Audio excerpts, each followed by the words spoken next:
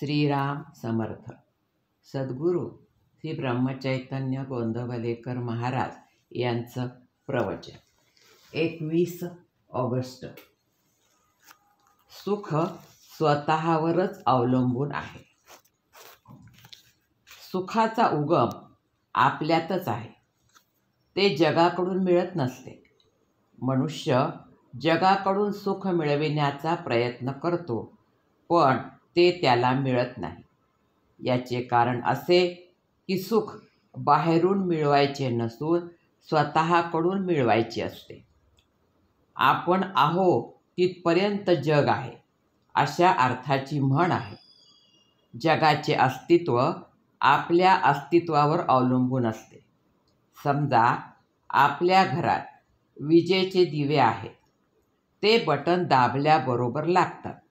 पण जर का त्या विजेच्या उगमाच्याच ठिकाणी बिघाड झाला तर घरातले बटन दाबून दिवे लागणार नाहीत.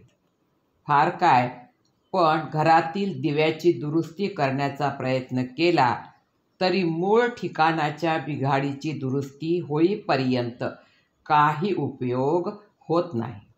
त्याप्रमाणे आपल्या स्वतःमध्येच सुधारणा झाल्याशिवाय बाहेरून सुख मिळणार नाही.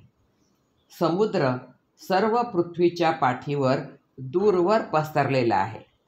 पण असे कधी झाले आहे का की अमुक एका ठिकाणचे पाणी कमी खारट आहे? तसे जगात कुठेही गेले तरी सुखाच्या बाबतीत अनुभव सारखाच येणार. म्हणजे सुख जगावर अवलंबून नसून स्वतःवरच आहे. त्याला उपाय म्हणजे स्वतःची सुधारणा हा आहे. आता ही सुधारणा कशी करायची? ईश्वराने मनुष्याला बरे वाईट जाणण्याची बुद्धी दिलेली आहे. ती इतर प्राण्यांना नाही.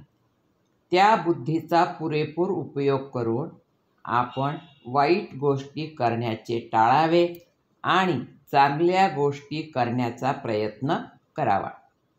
वाईट गोष्ट टाळणे प्रत्येकाला शक्य आहे, कारण त्यात कृती न करणे एवढेच काम असते आणि ते कृती करण्यापेक्षा केव्हाही सोपेच. चांगल्या गोष्टी सर्वांनाच करता येतील असे नाही.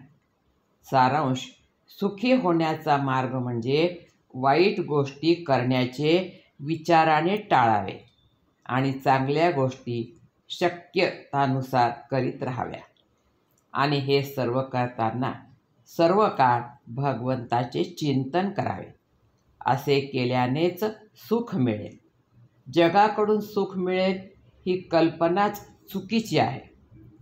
तुझे आहे तुझपाशी, परी तू जागा चुकलासी. आपण स्वतः जगासारखे वागत नाही किंवा भगवंतासारखेही वागत नाही. मग जगाने आपल्यासारखे वागावे असे आपण का म्हणावे? गीतेमध्ये भगवान सांगतात की मन हे मीच आहे. भगवंता वाचून मनाची तयारी होणार नाही. म्हणून आपण भगवंताला घट्ट धरावे आणि मग समाधानात राहावे. भगवंताचे सदा सर्व काळ स्मरण ठेवावे आणि वृत्ती स्थिर राखावी. वृत्ती स्थिर झाली की त्याच्या मागोमाग समाधान येतेच येते. आजचे बोधवचन.